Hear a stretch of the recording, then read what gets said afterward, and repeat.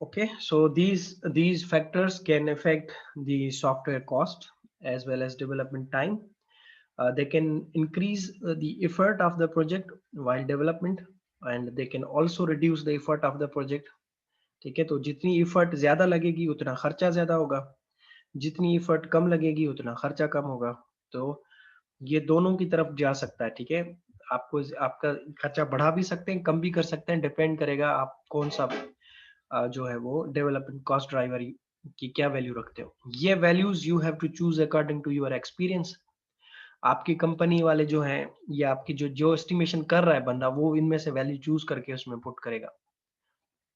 ठीक है, और उसके बाद ये आपके पास आंसर आएंगे। ठीक है, अब ये किस तरह बनाया गया, ये इधर लिखा हुआ है कि अगर एनालिस्ट कैपेबिलिटी 15 परसेंटाइल है तो वेरी लो है, 35 परसेंटाइल है तो लो है, वेरी हाई पे 90 परसेंटाइल है, यानी कि ये इसकी एक्सपीरियंस की बात कर रहा है। ठीक है, इसी तरह एनालिस्ट एक्सपीरियंस है, ये भी लेस देन 4 मंथ अगर उसका एक्सपीरियंस है, 12 मंथ का एक्सपीरियंस है तो बहुत अच्छा एनालिस्ट होगा। प्रोग्रामर कैपेबिलिटी, प्रोग्रामर कैपेबिलिटी में वही चीज़ है कि अगर 90 परसेंटाइल है तो बहुत अच्छा प्रोग्रामर है, 15 में है तो बहुत बुरा प्रोग्रामर है।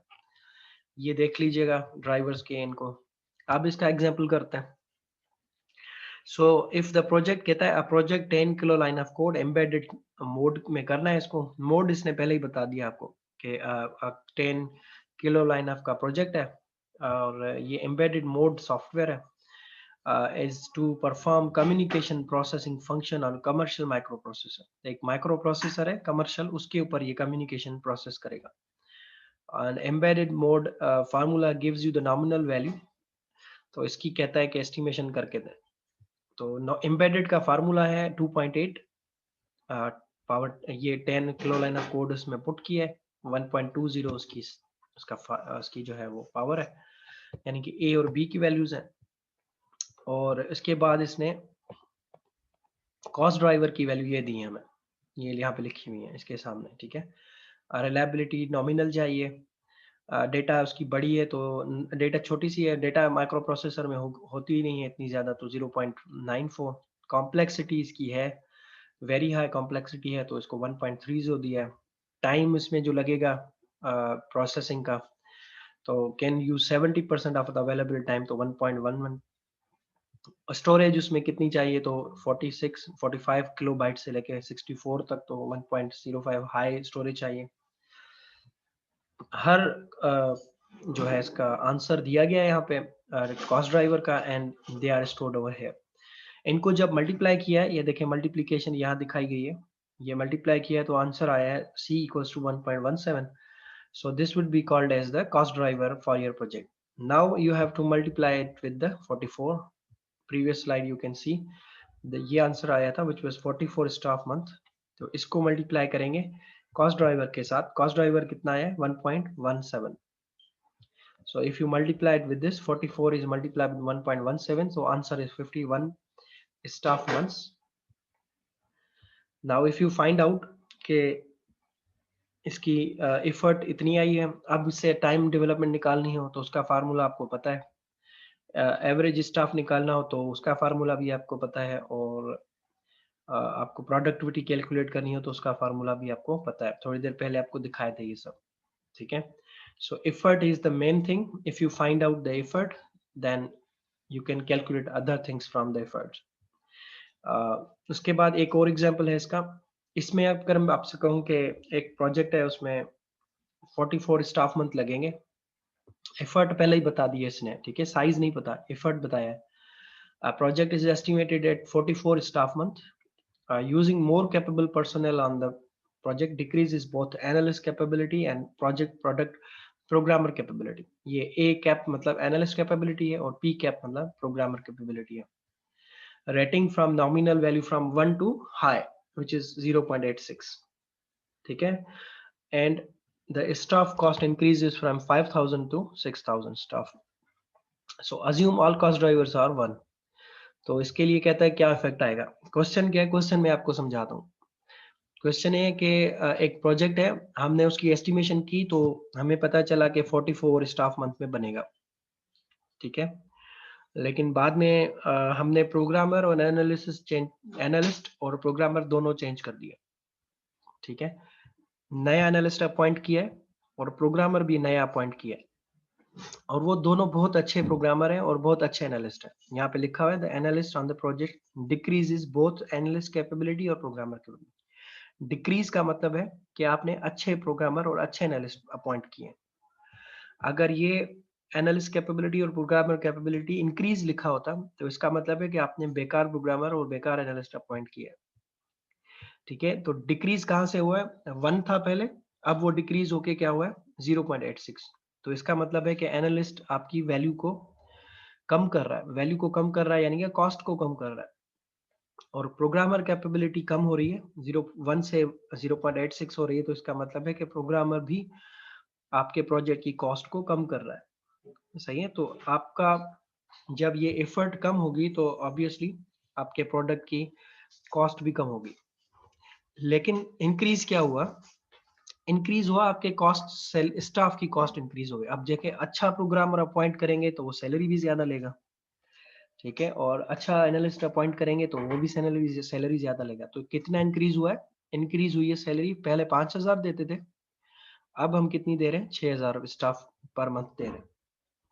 तो दो चीजें इसने इस क्वेश्चन में बताई हैं। ठीक है, एक आपको इसने बताया कि पहले जो एनालिस्ट और प्रोग्रामर थे वो इतने अच्छे नहीं थे, वो 1 पे थे, रेटिंग उनकी 1 थी।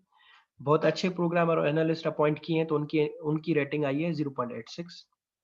और टोटल स्टाफ मंथ कितने लगते थे उस वक्त? 44, जब ये 1 था। ठीक है, जब 86 पे आया, 0.86 पे आया, तो अब इसकी कैलकुलेट करके बताना कि कितने स्टाफ मंथ में ये बनेगा। और कॉस्ट कितनी इंक्रीज हुई है?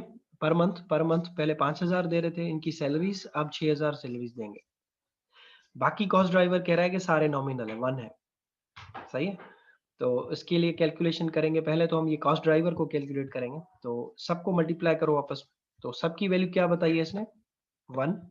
सिर्फ दो की वैल्यू चेंज की है, वो दो कौन से हैं? वो ये हैं, एक एनालिस्ट कैपेबिलिटी 0.86 है और प्रोग्रामर कैपेबिलिटी 0.86 है। तो ये देखेंगे 1 1 1 1 लिखा हुआ है सब जगह पे। यहाँ पे देखें 0.86 ये एनालिस्ट कैपेबिलिटी है, और यहाँ पे 0.86 ये प्रोग्रामर कैपेबिलिटी है, बाकी सारे 1 है। ठीक है, क्वेश्चन में भी यही कहा गया, कहता है assume all other cost drivers are rated nominal. बाकी कॉस्ट ड्राइवर कहता है कि नॉमिनल है, बाकी दो कॉस्ट ड्राइवर्स हैं जो 1 से 0.86 पे गए, डिक्रीज हुए हैं। तो आपका आंसर क्या है? 0.47। ठीक है, और शुरू में जो प्रोजेक्ट एस्टिमेट किया गया था वो कितना था? 44 स्टाफ मंथ था। तो अगर 44 स्टाफ मंथ को मल्टीप्लाई करें 0.74 से, तो कितने स्टाफ मंथ बन गए? रिड्यूस हो गए। देखें, पहले आपको लग रहे थे 44 स्टाफ मंथ, अब आपको एफर्ट लगेगी 32.6 staff months. So which means you have reduced in the reduction in the staff months. So if the staff month is reduced, तो cost भी reduce हो जाएगी। पहले कितना खर्च महीने पे पे कर रहे थे? $5,000, और अब कितना पे करेंगे? अब $6,000 पे करेंगे। ठीक है, तो 5,000 जब पे कर रहे थे तो उस वक्त कितना टाइम लग रहा था? उस वक्त कितनी एफर्ट लग रही थी? 44 स्टाफ मंथ लग रही थी जब हम 5,000 पे करते थे। अब हम कितना पे करेंगे? 6,000, और एफर्ट कितनी लगेगी? 32 स्टाफ मंथ लगेगी। तो कैलकुलेट करके देखते हैं, तो 44 मल्टीप्लाई बाय 5,000, तो आंसर आया $2,20,000 खर्चा। ठीक है, और $6,000 जब हम सैलरी पे कर रहे हैं तो उस वक्त एफर्ट है 32.6 स्टाफ मंथ, तो आंसर आया $1,95,600। सो $1,95,600, एंड इधर 44 पे आ रहा है $2,20,000। सो द आंसर इज, इन दोनों के बीच को अगर सब्ट्रैक्ट करें तो हमारे पास कितने पैसे बचेंगे इन चेंजेस से? तो ये माइनस करेंगे 220 से, तो $24,400 आपके बच जाएंगे। तो यानी कि आपको ये चेंजेस करनी चाहिए और ये अच्छी चीज है। तो कंक्लूजन में लिखा है in this example upgrading personnel more than page itself in the form of overall project savings. तो कहता है कि पर्सनल्स को इंक्रीज करने से, यानी कि उनकी अपॉइंटमेंट करने से, अच्छे प्रोग्रामर अपॉइंट करने से या अच्छे एनालिस्ट अपॉइंट करने से उनकी पर्सनल सैलरी तो इंक्रीज हो गई है, लेकिन टोटल ओवरऑल प्रोजेक्ट की जो खर्चा है वो बच जाएगा हमारा। तो ये चेंजेस करने चाहिए आपको, ये क्वेश्चन में ये समझाना चाह रहा है। ठीक है, क्वेश्चंस आते हैं आपके पास के जो चेंजेस कर रहे हैं वो करने चाहिए या नहीं करने चाहिए। तो ये क्वेश्चन अगर आपको मैं दूं और मैं आपसे कहूं कि एक प्रोजेक्ट है उसमें 44 स्टाफ मंथ लगते हैं और उसका खर्चा $5000 है, और अब मैंने नए प्रोग्रामर और नए एनालिस्ट अपॉइंट किए, अब खर्चा $6000 है। तो अब ये बताएं कि ये चेंजेस मैं करूं या ना करूं। तो उसके लिए कैलकुलेशन कुछ इस तरह होगी जैसे मैंने करके दिखाया। पहले तो कॉस्ट ड्राइवर को मल्टीप्लाई करेंगे तो ये कॉस्ट ड्राइवर आ जाएगा। उसके बाद उसके स्टाफ मंथ कैलकुलेट करेंगे, उसके बाद उनको फार्मूले में पुट करेंगे। सिंपल मल्टीप्लिकेशन है, 44 को मल्टीप्लाई करेंगे 5000 से तो टोटल कॉस्ट मिल जाएगी, और 32.6 को मल्टीप्लाई करेंगे 6000 से जो कि नई कॉस्ट है, तो आपको नई कॉस्ट मिल जाएगी। तो टोटल पैसे पता चल जाएंगे कि चेंजेस करनी चाहिए या नहीं करनी चाहिए। ठीक है, सो दोनों में क्या फर्क था बेसिक कोकोमो में और इंटरमीडिएट कोकोमो में, कि बेसिक कोकोमो में आपके पास कॉस्ट ड्राइवर नहीं थे, ये वाले 15 कॉस्ट ड्राइवर नहीं थे। इंटरमीडिएट कोकोमो में आपके पास ये 15 कॉस्ट ड्राइवर्स हैं। इनकी वैल्यूज आपको चूज करनी पड़ेंगी और इनको पुट करना होगा सी की जगह पे, तो फिर आपके पास आंसर आ जाएगा ये। आखिरी जो इसका मोड है, आखिरी जो लेवल है इसका कोकोमो का, वो ये था डिटेल लेवल। डिटेल लेवल और इंटरमीडिएट लेवल दोनों का फार्मूला सेम है, यही फार्मूला अप्लाई होगा जो कि मैंने आपको अभी दिखाया था, दिस वन, ये वाला a multiply by size power b multiply by c। ठीक है, यही सेम फार्मूला डिटेल लेवल का भी है।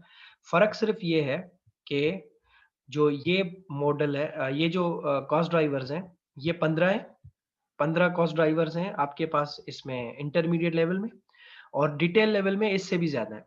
ठीक है, वो 20 हो सकते हैं, वो 25 हो सकते हैं, वो 30 हो सकते हैं, वो आपकी मर्जी है आप कितने कॉस्ट ड्राइवर अपनी मर्जी से रखना चाहते हैं। जितने ज्यादा कॉस्ट ड्राइवर्स आप अपनी मर्जी से रख सकते हो और उनकी वैल्यूज दे सकते हो। ये कॉस्ट ड्राइवर की वैल्यूज आपको जो भी कॉस्ट ड्राइवर आप सोचते हैं, आपको लगता है कि ये मेरे प्रोजेक्ट के अंदर कॉस्ट ड्राइवर होना चाहिए, वो कॉस्ट ड्राइवर आप गूगल करें, आपको उस कॉस्ट ड्राइवर की कांस्टेंट वैल्यूज मिल जाएंगी। ठीक है, और वो वैल्यूज आप अपने फार्मूले में मल्टीप्लाई करेंगे तो फिर वो डिटेल लेवल आपकी कैलकुलेशंस हो जाएंगी। बहुत आसान सी चीज समझा रहा हूँ कि अगर आपके पास इंटरमीडिएट कोकोमो है तो उसके लिए 15 कॉस्ट ड्राइवर ये गिवन है, ये फिक्स्ड है, ये आपको बेरी बोइम ने बना के दे दिए, इनकी वैल्यूज भी दे दी है। लेकिन अगर डिटेल लेवल पे जाते हो तो 15 तो ये होंगे ही होंगे, लेकिन 15 से ज्यादा जो होंगे वो आप अपनी मर्जी से ऐड कर सकते हो उसमें। ठीक है, तो जितनी अच्छी एस्टिमेशन करनी होगी उतने कॉस्ट ड्राइवर्स आपने सोचने होंगे और वो उसमें पुट करने होंगे। उनकी वैल्यूज गूगल से मिल जाती हैं आपको, कांस्टेंट वैल्यूज। ठीक है, और वो फिर इसमें पुट करोगे तो वो डिटेल लेवल एनालिसिस हो जाएगी। फर्क कोई नहीं है, फर्क सिर्फ इतना है कि इंटरमीडिएट लेवल में 15 कॉस्ट ड्राइवर है और उसमें 15 से ज्यादा कॉस्ट ड्राइवर्स हैं। ठीक है, और बाकी फार्मूले इनके दोनों के ये सेम ही रहते हैं, जो कि ये फार्मूला था ये वाला। ठीक है, same. So I hope it's clear. अगर किसी को कोई क्वेश्चन है तो वो पूछ सकता है।